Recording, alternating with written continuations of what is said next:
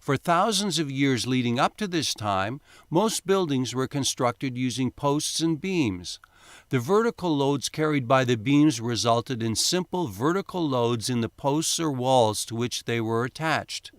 Beams, however, could not stretch across the much wider spaces required for the new cathedrals.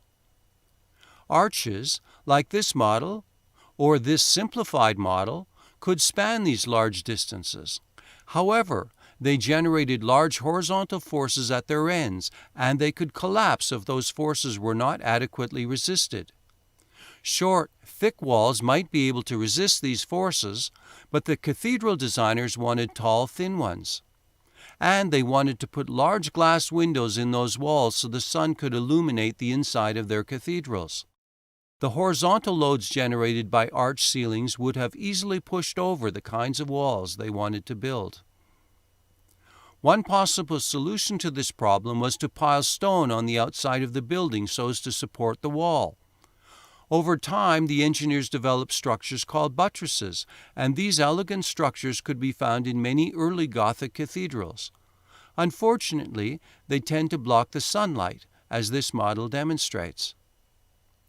In time, designers figured out how to build thin lateral supports called flying buttresses. The earlier buttress designs were essentially broken into separate tall pieces and moved a short distance from the side of the building.